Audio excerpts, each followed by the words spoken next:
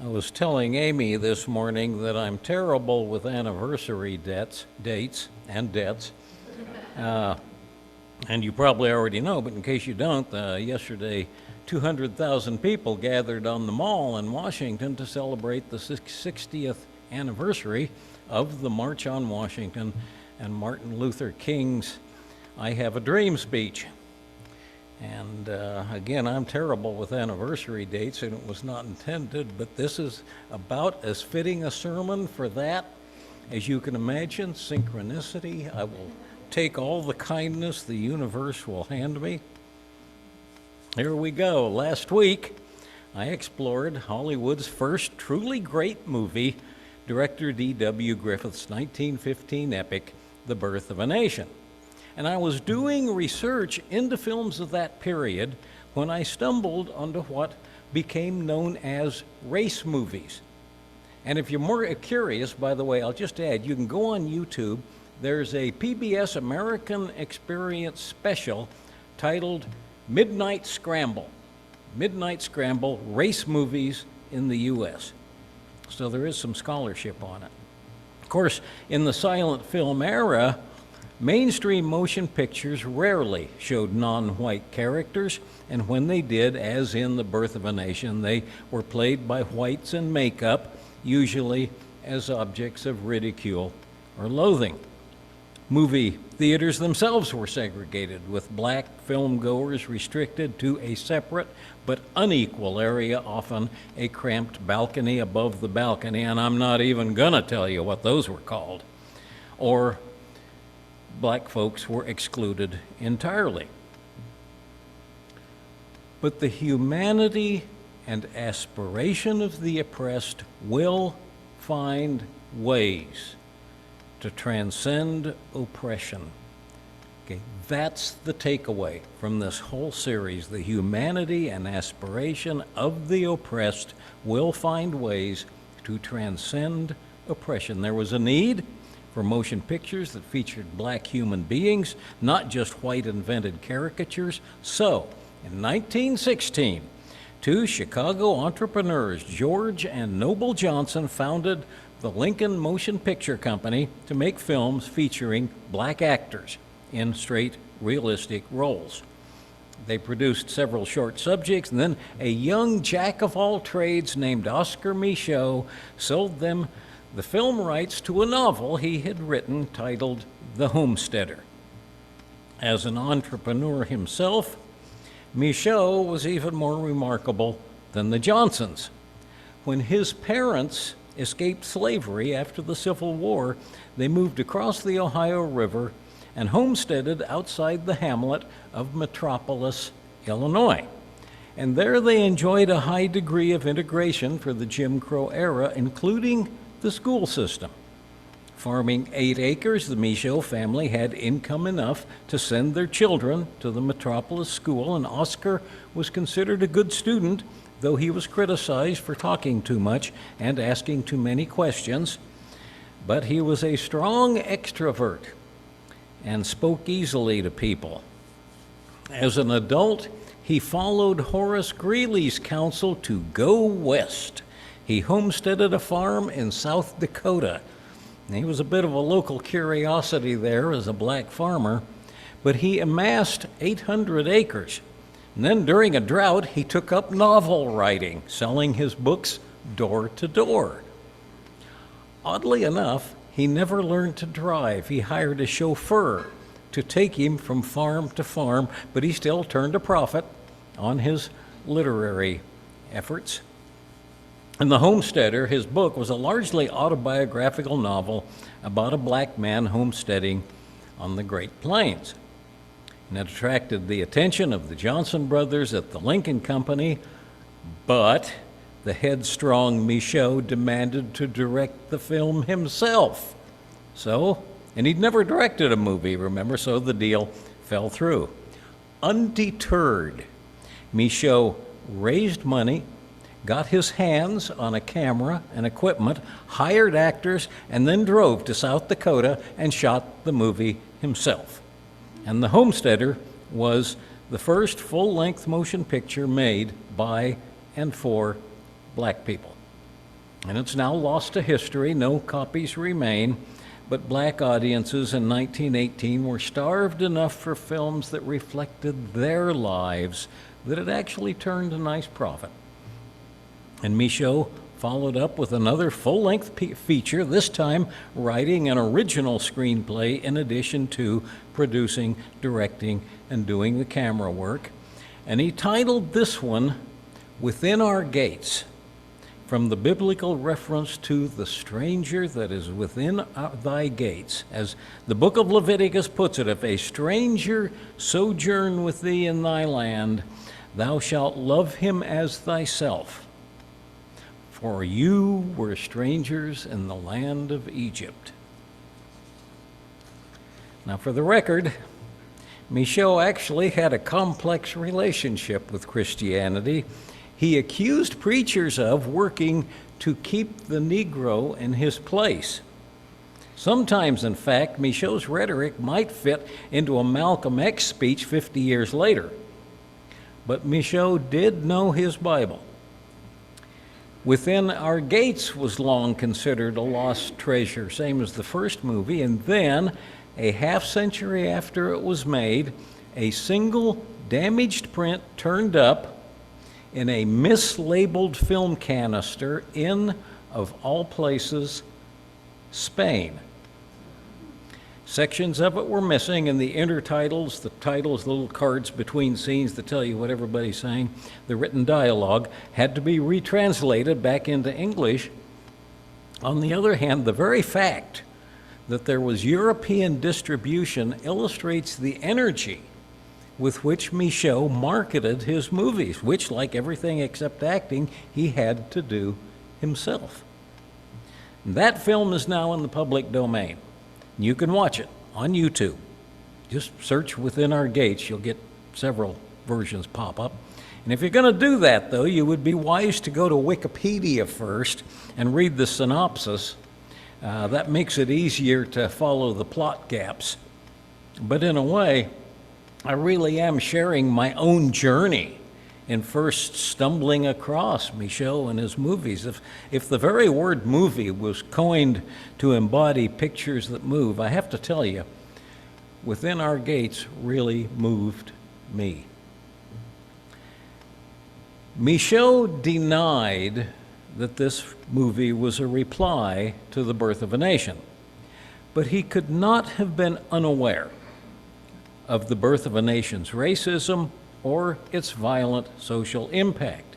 Micheaux's dialogue places himself and his main characters, for one thing, squarely in the ranks of the uplifters whom Griffith viewed with such contempt. I mentioned last week that Griffith made his biggest epic, Intolerance, about the evils of uplifters. Micheaux's movie constitutes the other side of that debate, with uplift as a key element of black aspiration in the teens and 1920s. And I gotta say, Within Our Gates should have a trigger warning. And yet, Micheaux was depicting realities all too familiar to his black audiences. Like The Birth of a Nation, this movie ends with a violent dual action sequence cut together in a manner similar to the Griffith movie, but where The Birth of a Nation depicts that pair of rescues by Griffith's super sanitized Ku Klux Klan, Within Our Gates depicts the lynching, not just of the heroine's father for a murder he did not commit, but also her mother just for being married to him, as well as the murdered man's black servant just for talking about it. But Griffith-like, Micheaux cuts between that and a different form of racial violence. And as film critic Michael Glover Smith describes it, I'm going to quote what Smith writes, but you can show the first visual. Okay, again, that's Lillian Gish, and the character's named Silas Lynch. That's from the Birth of a Nation. And yes, it is an abduction and threatening rape scene. I didn't mention that earlier, but that's what it was. Here's a scene from Within Our Gates. Now, you can't tell me that Micheaux didn't know about the previous scene, and that actress is Evelyn Preer. Unlike the Lillian Gish character, she fights back. Ain't nobody tying her across no railroad tracks. She was a dynamite actress, and I'll get to that.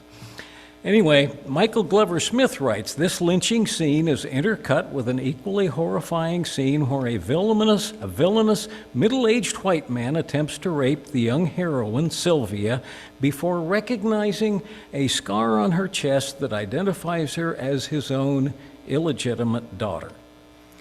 And Smith continues, the clever intercutting of this climax intentionally unpacks the racist ideology of Griffith's similarly constructed The Birth of a Nation. Close quote. Now, for the record, Micheaux does not depict all white people as evil. He honors the value of white allies. White mobs, however, are a constant demonic presence in his movie. This was the world of violence and potential violence which blacks faced and which in the teens and 20s white people refused to acknowledge, but it is disturbing to watch. And to be honest, Within Our Gates does not attain the level of movie magic of the Griffith films. How could it? Griffith had limitless funding and had directed hundreds of films before The Birth of a Nation. It was his 11th film about the Civil War. Micheaux was writing, producing, directing, and usually sole crew member on only his second film, working on the thinnest of shoestrings. He describes his heroine this way: Sylvia Landry, a school teacher who is typical of the intelligent Negro of our times, close quote. And Sylvia, as I mentioned, is played by multi-talented Evelyn Preer, who would become an early star on the black stage and screen. As Micheaux informs us, Sylvia is visiting in the, and again I'm quoting him, in the North, where the prejudices and hatreds of the South do not exist, though this does not prevent the occasional lynching of a Negro. Close quote. Sylvia is somewhat mysterious. She's in the North to obtain funding for the Piney Woods School in Mississippi, where she teaches, but she rejects advances from multiple black men, some of them real catches, and this includes ignoring the romantic cues of strong, well-educated Dr. Vivian. And she tells him that she's just too busy to indulge in romance. It is my duty and the duty of each member of our race to help destroy ignorance and superstitions, she says. And yes, Micheaux could get preachy sometimes. And then again, moral uplift was a strong theme in many movies by black filmmakers in the 1920s. Sylvia eventually does gain a promise of funding from a white philanthropist.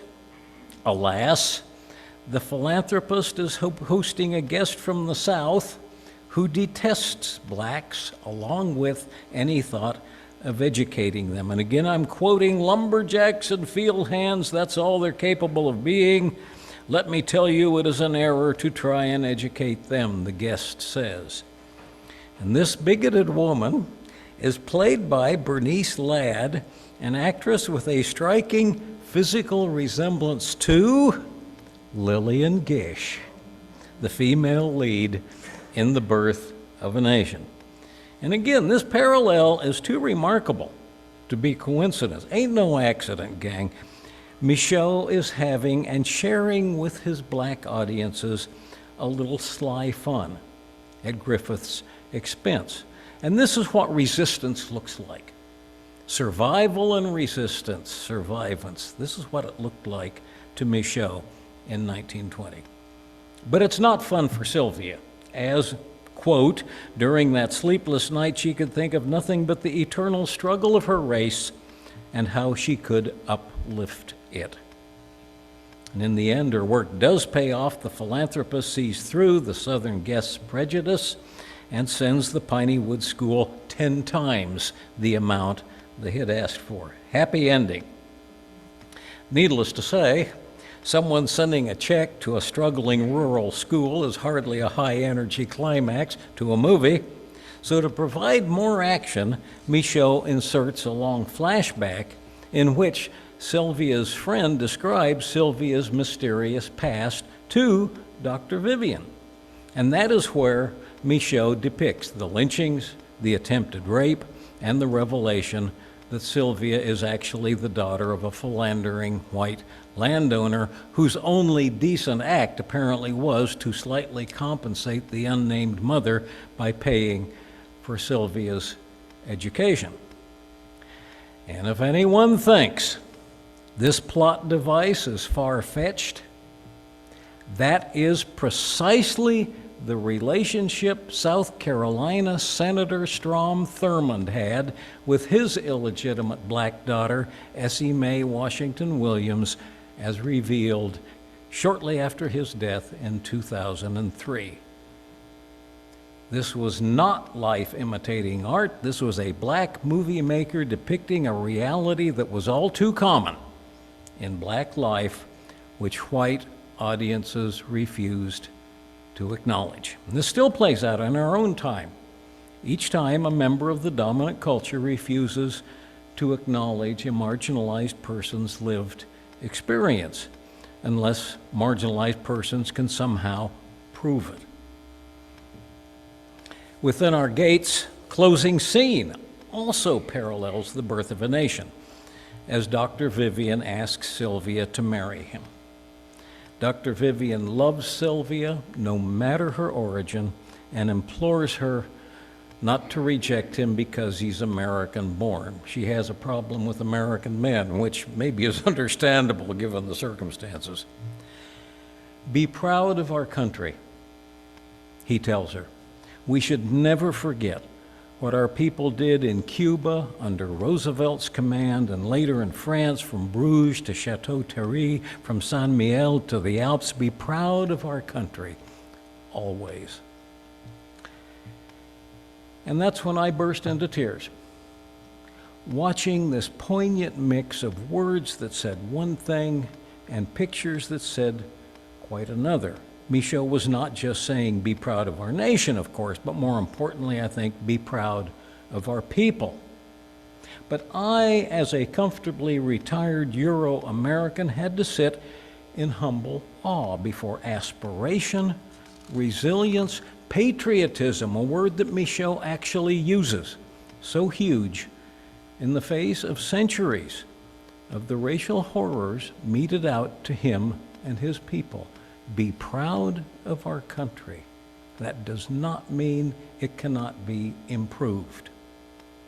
At the same time, silent though the images were of loved ones lynched and burned for no crime, and images of rape and murder without reprisal, I could not help but hear echoes of Micheaux's voice evoking the kinds of oppression that still fly below the radar in our culture today. We've made progress, but we can still do better. And I can only compare Micheaux's words with D.W. Griffith's whining, there's no better word for it, about censorship and persecution and attacks on his freedom of speech as he raked in millions of dollars for the birth of a nation. Unlike Griffith, Micheaux had to deal with the real thing. When Micheaux submitted Within Our Gates to the Board of Censors for a Chicago premiere, the Chicago Board of Censors, they banned it as too dangerous to show. After 2 months of negotiations, he was finally allowed to present it with the assault and lynching scenes removed. In other words, he was allowed to show only the first half of the film and then close with the conversation with between Sylvia and Dr. Vivian. Talk about the sanitized version.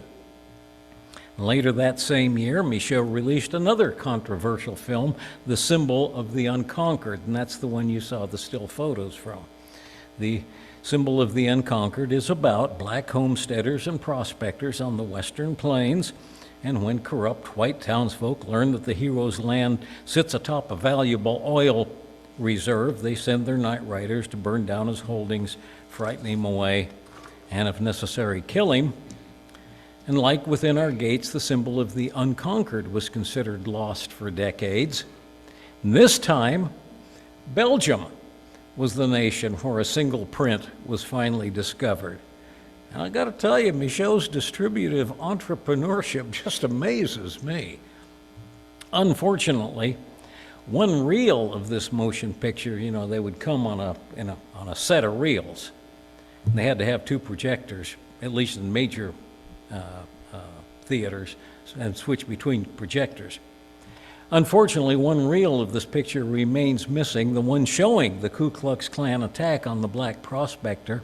From the synopsis, black townsfolk drive the Klansmen off, throwing a hail of bricks and stones at them.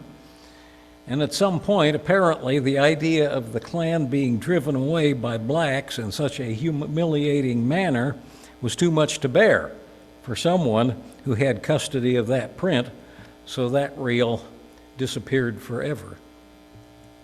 But as we saw in the photos, the surviving footage does show the Klan riders gathering, and it's a chilling scene to watch.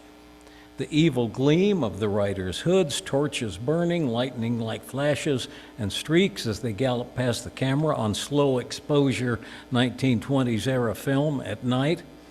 Very few directors tried to shoot at night. Again, Micheaux movies do justify trigger warnings, but he was depicting reality that his people knew all too well.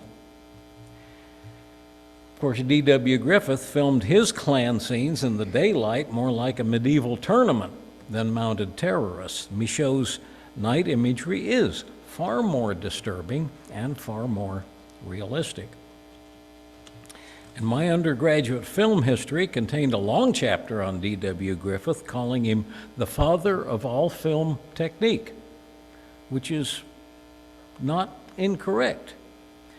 But the point is, I spent 80% of my life not even suspecting that movies such as Within Our Gates or directors like Micheaux even existed. And the point is, in a dysfunctional system, which in some ways America's racialized patriarchy still is, the dysfunction is most visible, sometimes only visible, to those held outside the system. People like me never guessed what ethnic movies meant to the people who created and filmed them, or the artistry that went into them. And yet there's a rich history of Asian film in America, of indigenous film in America. It's worth checking out. But that is why people like me need to listen to the marginalized, people of color, people with disabilities, LGBTQ plus people, and in my case, listen to women. Because they witness facts of life that can still be all too hidden to me. Oscar Micheaux held up a vision of uplift where success followed ambition and determination, and where crimes prompted by no more than one's appearance were visible for what they were. And in the United States, where the work of justice and equality still remain incomplete, his ideals remain just as poignant and important as ever, generations after he died. And that's the other piece I want to lift up this morning. We need to respect, now just as much as in Micheaux's time, the hope and aspiration and determination that drove him. Marginalized folks are so much more than just what has been done to them over the centuries. We need to honor the long history of determination and resilience on the part of every marginalized identity. And that's a strong and brilliant aspect to human nature in which I think we can all find courage and even joy. Blessed be, and amen.